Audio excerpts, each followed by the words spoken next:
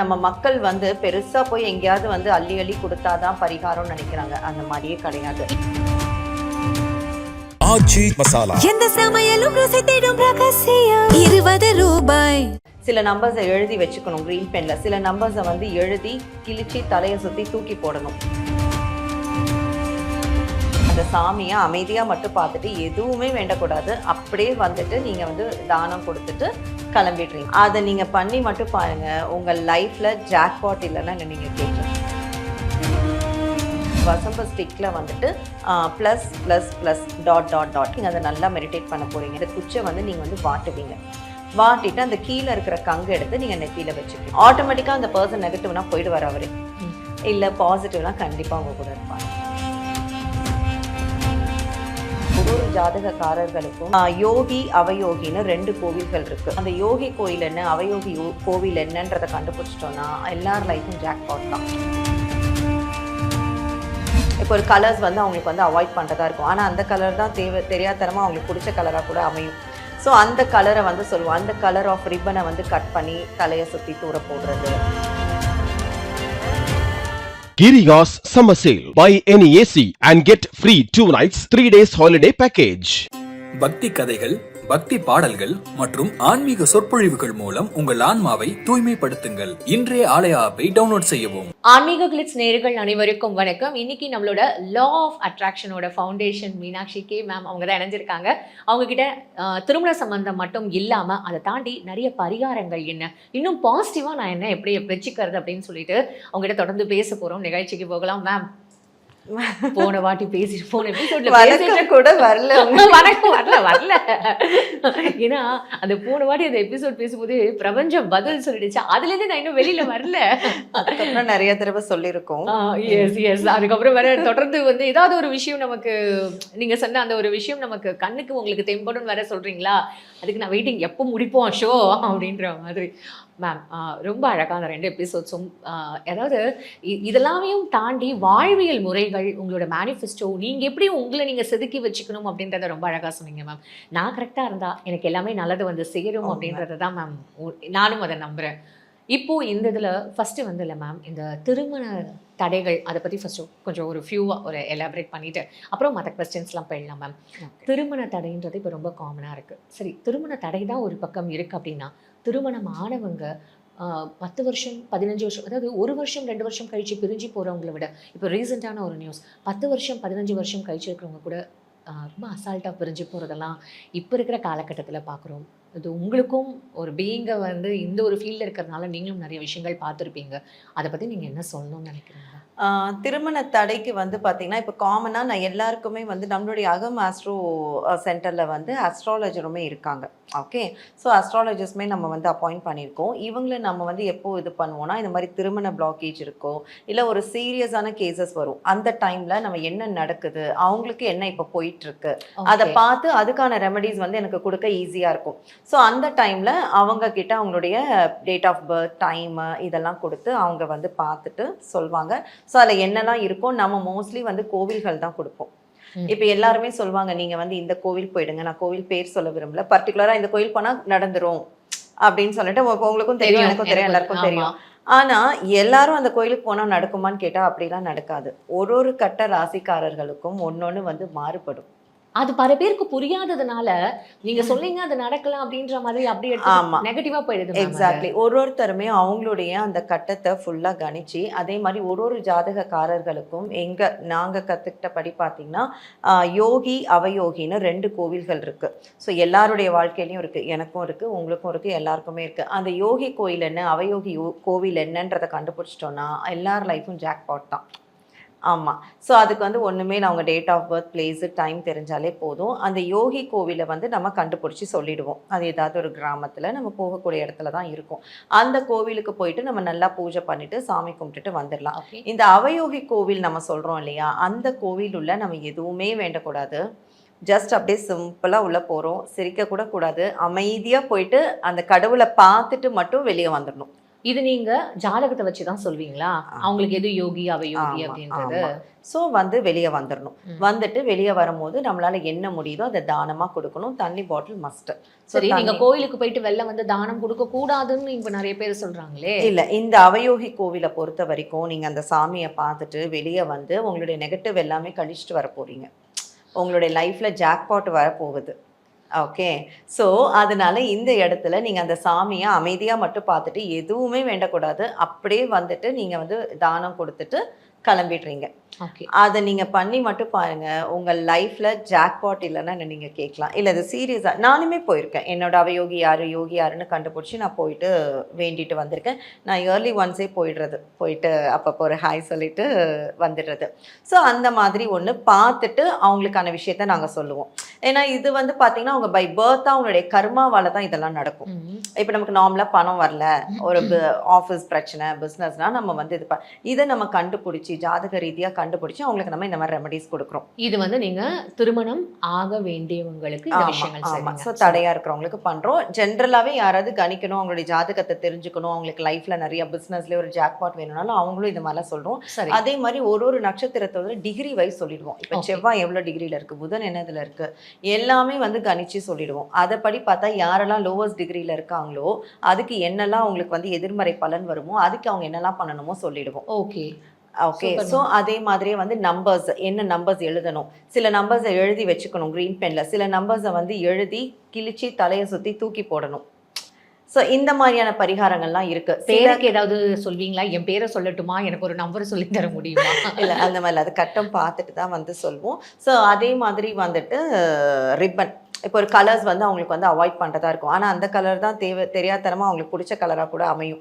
So அந்த கலரை வந்து சொல்லுவோம். அந்த கலர் ஆஃப் ரிப்பனை வந்து கட் பண்ணி தலையை சுற்றி தூர போடுறது, அந்த கயிறை வந்து நம்ம கட் பண்ணுறது. சாரி மேம், நீங்கள் இவ்வளோ தூரம் எனக்கு பாசிட்டிவாக சொல்லிட்டீங்க. எனக்கு இந்த வார்த்தை சொல்கிறது கஷ்டமாக இருக்குது. But still I need to ask this question. இவ்வளோ நீங்கள் சொல்கிறீங்க, நான் எப்படி இதெல்லாம் நம்புறது அப்படின்ற எனக்கு ஒரு கேள்வி இருக்கே. இந்த மாதிரி உங்களுக்கு பண்ணி இவங்களுக்கு இந்த விஷயம் சொல்லியிருக்கேன், நடந்திருக்குன்ற மாதிரி உங்களுக்கு ஏதாவது இருக்கா? அதை நான் போன எபிசோட்ல சொன்ன மாதிரி ஒரு துபாய் ஒரு ஜாப் சொன்னேன் இல்லையா? ஸோ அவங்களுக்கு இதே மாதிரி நம்பர்ஸ் எழுத சொன்னோம், இதே மாதிரி கட் பண்ண சொன்னோம், தூர போட சொன்னோம். ஸோ ஈவன் இப்போ நீங்கள் தாராளமாக பார்க்கலாம். நீங்கள் பார்த்தீங்கன்னா உங்களுக்கு வந்து தெரியும். ஸோ இந்த மாதிரி தான் ஒரு கஸ்டமர்ஸ்க்குமே நாங்கள் வந்து ரெமடிஸ் வந்து கொடுக்குறோம். ஸோ அதான் சொல்கிறேன்ல, நம்ம மக்கள் வந்து பெருசாக போய் எங்கேயாவது வந்து அள்ளி கொடுத்தாதான் பரிகாரம்னு நினைக்கிறாங்க. அந்த மாதிரியே கிடையாது. இல்லை, கோவில்ல போய் போடுறது தான் ஒரு பரிகாரமாக கூட இப்போலாம் பார்க்குறாங்க. ஆமாம். ஸோ எல்லா ஸ்ட்ரென்த், எல்லா பவருமே நமக்குள்ளேயே இருக்குது. அதை நம்மளே ஆக்டிவேட் பண்ணி நமக்கு வேண்டாததை தூர போடுறதும், கட் பண்ணி வேணுன்றதை கிட்ட வச்சுக்கிறதுமே ஒரு பெரிய மேஜிக் தான். அதை கண்டுபிடிச்சிட்டோன்னா நம்ம லைஃப் ஈஸி ஆகிடும். ஸோ இப்போ நம்மளுடைய இதுலேயும் வந்து பூஜைகள்லாம் இருக்குது. திருமண தடைக்கோ பித்ருதோஷத்துக்கோ அந்த யாகம் ஹோமம் எல்லாமே வந்து பண்ணுறோம். சரி, பண்ணிட்டு அவங்களுக்கு வந்து அது பூச்சா அப்படின்றது கூட நம்ம வந்து கணிச்சு வந்து அந்த ஸ்பாட்லேயே வந்து சொல்வோம். இப்போ மற்றவங்க மாதிரி பண்ணிட்டோம் நீங்கள் போயிட்டு வாங்க அப்படின்னு வந்துட்டு சொல்கிறது கிடையாது. அங்கேயே சோவி போட்டு பிரசனம் பார்த்து, ஸோ எல்லாத்துக்குமே நம்ம கிட்ட வந்து டீம் சொல்லிடுறீங்க. ஆமாம். ஸோ அதனால வந்து நீங்கள் ஒரு ரிப்பன் கட் பண்ண போறீங்க. அந்த ரிப்பன் கட் பண்ணுறதுல நீங்கள் ஒன்றும் பெருசாக இன்வெஸ்ட் பண்ண போகிறது இல்லை. ஸோ எனக்கு தேவை என் கிளைண்ட்டு ஹாப்பியாக பாசிட்டிவாக அவங்களுக்கு அந்த விஷயம் நடக்கணும். ஸோ அதனால அவங்க வந்துட்டு அதை பண்ணி நிறைய பேருக்கு வந்து சேஞ்சஸ் நடந்திருக்கு. நீங்கள் கேட்ட மாதிரி 10 வருஷம் 15 வருஷம். ஸோ எனக்கு வந்து அகெயின் ஒரு கிளைண்ட், அவங்க பேர் வேண்டாம், அவங்க வந்து என்னுடைய இடத்துக்கு வரும்போது என்னை நேரில் பார்க்குறேன். நிறைய பேர் ஃபோன்லேயே கன்சல்டேஷன் முடிச்சிடுவாங்க.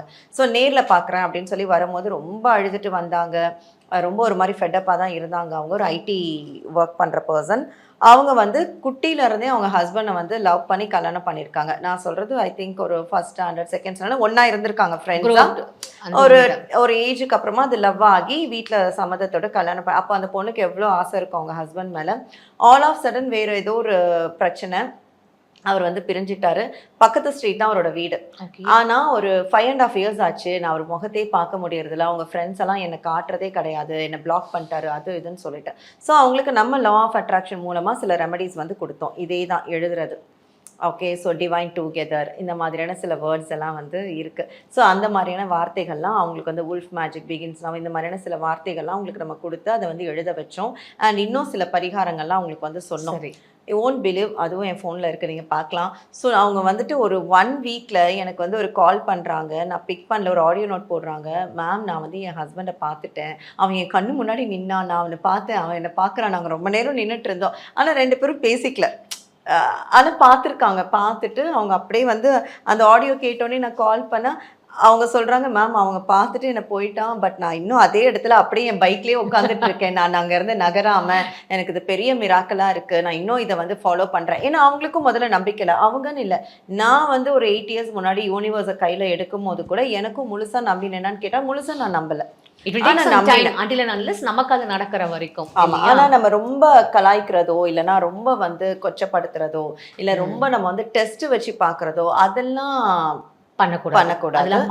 ஆமா, சோ நம்ம வந்து ஒரு அளவு ஒரு நம்பிக்கை வச்சு பிலீவ் பண்ணி பண்ண அந்த மிராக்கிள் நடக்க அவங்களே உள்ள போயிடுவாங்க. மேம் நான் போன எபிசோட்லயே அந்த மிராக்கிளை பார்த்துட்டேன் மேம். எனக்கு அதனால டவுட்டே கிடையாது. மேம் இப்போ இது பேசிட்டு இருக்கும்போது மேம் இந்த திருமண தடை புரிஞ்சது உண்மையாவே. அவங்க கூட ஜாதக கட்டம் வச்சு இது நீங்க சொல்லணும்னு தான் சொல்லிட்டீங்க. நெக்ஸ்ட் இப்போ நான் வந்து இந்த பர்சன் ரொம்ப பாசிட்டிவ் இல்லை இந்த பர்சன் ரொம்ப நெகட்டிவ் அப்படின்றது என்னோட இன்ட்யூஷன் எனக்கு எங்கேயோ சொல்லுது. அப்போ அதை வச்சு நான் ப்ரொசீட் பண்ணுறது கூட எனக்கு அந்த யூனிவர்ஸ் சொல்கிற ஒரு விஷயமா மேம்? ஆமாம், நீங்கள் வந்து யூனிவர்ஸ் கிட்ட கனெக்ட் ஆகி நீங்கள் உங்களுடைய கார்டும் யூனிவர்ஸ் கார்டும் கனெக்டில் இருக்கும் போது நீங்கள் ரெகுலராக மெடிடேட் பண்ணும்போது உங்களுக்கு ஒரு தப்பான ஒரு விஷயம் வரப்போகுது இல்லை தப்பான பர்சன் உங்ககிட்ட வராங்கன்னா அது ஆட்டோமேட்டிக்காக உங்களுக்கே வந்து ஒரு இன்ட்யூஷன் வந்து பேச ஆரம்பிக்கும். உங்களுடைய இன்ட்யூஷன் வந்து சொல்ல ஆரம்பிக்கும், இல்லை இது வேண்டாமே, இது தப்பாக தோணுதே, என் மனசுக்கு இது வேணான்னு தோணுதே அப்படின்ற மாதிரி ஒரு விஷயம் உங்களுக்குள்ளே இருக்கும். அது வந்து அதுவுமே நீங்கள் லேட்ரான் வந்து ஃபீல் பண்ணுவீங்க. இல்லை நீங்கள் ஏதாவது ஒரு பரிகாரம் மூலமாக உங்களுக்கு எப்போவுமே நெகட்டிவ் பர்சன்ஸ் உங்களை விட்டு போயிடணும், பாசிட்டிவான பர்சன்ஸ் மட்டும் தான் இருக்கணும் அப்படின்னு நீங்கள் ஆசைப்பட்டீங்கன்னா வசம்பு ஸ்டிக் இருக்கு இல்லையா, அந்த வசம்பு ஸ்டிக்கில் வந்துட்டு plus plus plus dot dot dot அப்படின்னு வந்து நீங்கள் வந்து 3 டாட்ஸ் 3 or 4 எழுதிட்டு நீங்கள் அதை நல்லா மெடிடேட் பண்ண போகிறீங்க. என்னோட லைஃப்பில் பாசிட்டிவான பர்சன்ஸ் மட்டும் தான் என் கூடயே இருக்காங்க, அதுக்கு ரொம்ப நன்றி. என்கிட்ட வெறும் பாசிட்டிவ் மட்டும்தான் இருக்குது, அதுக்கு ரொம்ப நன்றி. நல்ல பர்சன்ஸ் எனக்கு வந்து நிறைய நான் கேட்குற விஷயத்துக்கு சப்போர்ட்டிவாக இருக்கிறதுக்கு நன்றி. இந்த மாதிரி பாசிட்டிவ் அஃபர்மேஷன் சொல்லி அந்த குச்சை வந்து நீங்கள் வந்து வாட்டுவீங்க. வாட்டிட்டு அந்த கீழே இருக்கிற கங்கு எடுத்து நீங்கள் நெத்தியில் வச்சுக்கலாம், ஐப்ரோவில் வச்சுக்கலாம், அந்த மாதிரி வச்சுக்கலாம். அதே மாதிரி இன்னொரு வசம்பு ஸ்டிக்கில் வெறும் மைனஸ் மைனஸ் மைனஸ், அதில் டாட் போடக்கூடாது. பிகாஸ் டாட்ன்றது கண்டினியூ ஆகும். ஸோ அதோட அதை நிறுத்திட்டு நீங்கள் அதை வாட்டி அதை நம்ம நெத்தியில் எதுலையுமே வச்சுக்க வேணாம். ஜஸ்ட் வாட்டி ஒரு கண்ணாடி ஜாரில் 2 ஸ்டிக்கையும் நீங்கள் போட்டு வச்சுக்கலாம். நெகட்டிவிட்டின்றதுனால ஆமாம், ரெண்டையுமே நீங்கள் வந்து ஒரே ஜாரில் போட்டுக்கலாம். ப்ளஸ்ன்னு இருக்கிறத வாட்டி நெத்தியில் வச்சுக்கலாம், மைனஸ்ன்னு இருக்கிறத வாட்டி அப்படியே வச்சிடலாம். ஸோ இதை நீங்கள் வந்து எப்போல்லாம் தோணுதோ நீங்கள் பண்ணலாம். இல்லை ஒரு பர்சனை பார்க்குறீங்க, உங்களுக்கு ஒரு டவுட்டாக இருக்குது, இதை நீங்கள் பண்ணிங்கன்னா ஆட்டோமேட்டிக்காக அந்த பர்சன் நெகட்டிவ்னா போயிடுவார் அவரே. இல்லை பாசிட்டிவ்னா கண்டிப்பாக அவங்க கூட இருப்பாங்க. Okay, super ma'am. இதெல்லாம் இன்றைக்கே ஃபாலோ பண்ணுறோம் மேம். கடைசியாக ஐ வாண்ட் டு க்ளோஸ். இதோட இந்த க்ளோஸ் பண்ணுறதுக்கு இஷ்டம் இல்லை, சாரி, அதை நான் நெகட்டிவாக சொல்ல விரும்பல. We will continue. இப்போது இந்த டிப்ரெஷன் அப்படின்றது வந்து ரொம்ப ஒரு காமனான ஒரு வார்த்தையாகிடுச்சு இந்த காலகட்டத்தில். அப்படி இருக்கும்பொழுது இந்த டிப்ரெஷனை ஓவர் கம் பண்ணுறதுக்கெல்லாம் இந்த யூனிவர்ஸ்க்கு நமக்கு பவர் இருக்கா மேம் நமக்கு கொடுக்கறதுக்கு? தாராளமாக இருக்குது. இப்போ டிப்ரெஷன் அப்படின்றவங்களுக்கு நம்ம வந்து பேச்சுலர்ஸ் கொடுக்குறோம். ஓகே, ஸோ அது மூலமாக வந்து அவங்களுடைய டிப்ரெஷன் தூக்கம் வந்து வருது. இல்லைனா ஸ்விட்ச் வேர்ட்ஸ் வந்து கொடுக்குறோம் நல்லா வந்து தூங்குறதுக்கு. ஸோ வந்து ரிலீஸ், ஷட் ஆஃப்ன்ற வேர்டு வந்து நல்ல ஒரு கோடு. ஸோ அவங்க வந்து நிம்மதியாக வந்து தூங்குவாங்க. அதே மாதிரி வந்து இந்த ஜடா மாஞ்சல்னு நாட்டு மருந்து கடையில் கிடைக்கும். ஸோ அது வந்து ஒரு மாதிரி சிக்கா ஒரு பஞ்ச் கிடைக்கும். அதில் நீங்கள் ஒரு பிஞ்ச் நீங்கள் எடுத்துட்டு அதுக்கிட்ட நல்லா ஒரு வேர் மாதிரி தான் இருக்கும் பிளாக் கலரில். அதை நீங்கள் வச்சுட்டு நீங்கள் வந்து சொல்ல போகிறீங்க தூங்குறதுக்கு முன்னாடி, எனக்கு வந்து எல்லாமே பாசிட்டிவாக நான் வந்து தூங்கி எந்திரிக்கிறதுக்கு நன்றி, எனக்கு எந்த நெகட்டிவ் தாட்ஸும் வராமல் இருக்கிறதுக்கு நன்றி, கெட்ட கனவு வராமல் இருக்கிறதுக்கு நன்றி, நான் டிப்ரெஷன்லேருந்து மறந்து நான் வந்து நிம்மதியாக தூங்குறதுக்கு ரொம்ப நன்றி அப்படின்ற மாதிரி சொல்லி அதை நீங்கள் உங்கள் பில்லோ கடியில் வச்சு நீங்கள் தூங்கிடலாம். தூங்கிட்டு நெக்ஸ்ட் டே அதை வந்து எரிச்சிடுங்க. ஓகே, ஸோ அதுக்குமே டெஸ்டிமோனி இருக்குது என்னோட மொபைலில். ஸோ ஒரு கிளைண்ட் வந்து அவ்வளோ நிம்மதியாக தூங்குனேன் அப்படின்னு சொல்லி சொன்னாங்க. ஈவன் ஒருத்தங்க வந்து என்கிட்ட இப்போ கிளாஸ்க்காக ஜாயின் பண்ணியிருக்காங்க. ஸோ அவங்களும் வந்துட்டு இதை ஃபாலோ பண்ணி, ஐயோ நான் இன்னைக்கு எப்படி தூங்குனேனே எனக்கு தெரியல, நான் ரொம்ப நாட்கள் கழிச்சு நான் ரொம்ப நிம்மதியாக தூங்கினேன் அப்படின்னு.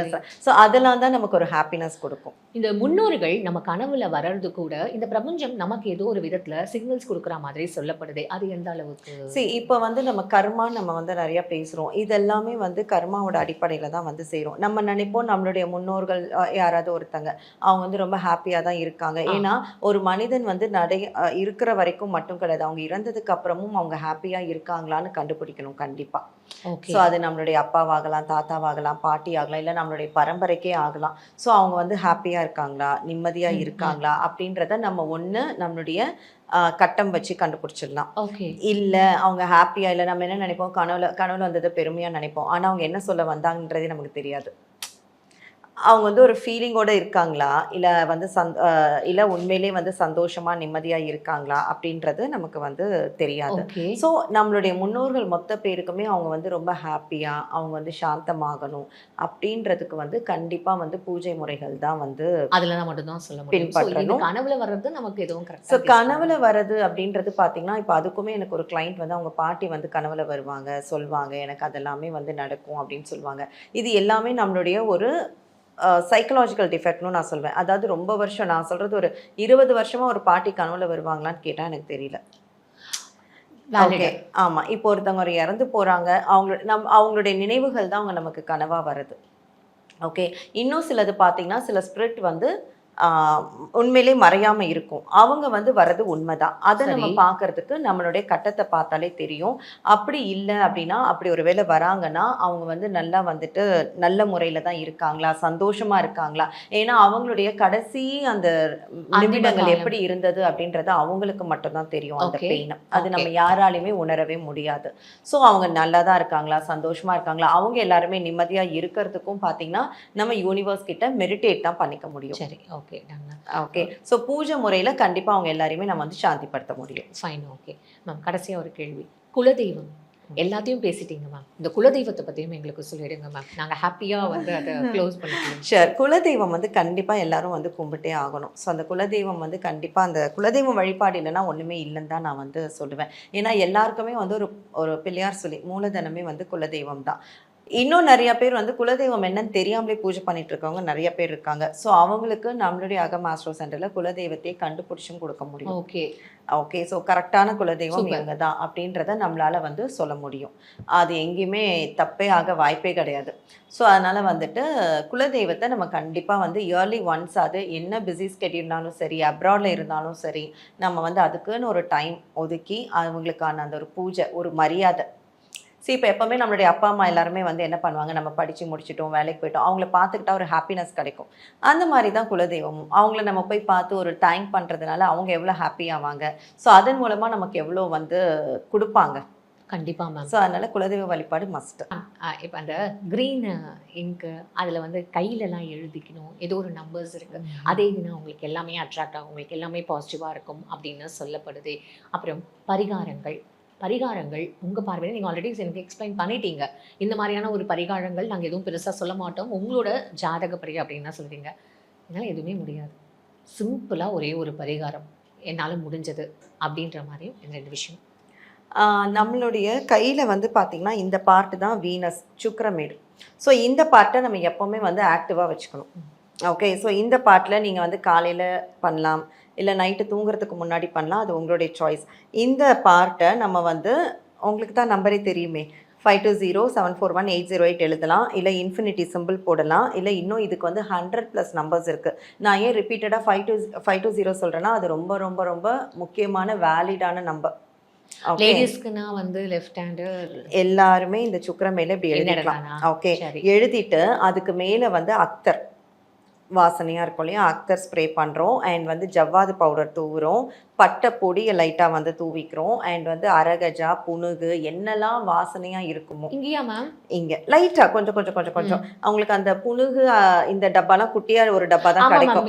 ஸோ அது சும்மா ஒரு லைட்டாக எடுத்து இங்கே வச்சுட்டு எல்லாத்தையும் வச்சுக்க போகிறீங்க. ஸோ அவ்வளோ வாசனையாக நீங்கள் அந்த சுக்கிரமேடை வந்து பார்த்துக்கும் போது அது வந்து உங்களுக்கு அள்ளி கொடுக்கும். ஸோ அதுக்கப்புறம் நல்லா வந்து 2 கையையும் ரப் பண்ணி நீங்கள் கண்களை மூடி யூனிவர்ஸ் கிட்ட உங்களுக்கு என்ன வேணுமோ, என்ன பணம் தேவையோ, நியாயமான பணம் என்ன கிடைக்கணும்னு இருக்கோ அதை நீங்கள் வந்து மெடிடேட் பண்ணிங்கன்னா கண்டிப்பாக நீங்கள் வந்து மணி பிளாக்கேஜ் உங்களுக்கு இருக்கவே இருக்காது.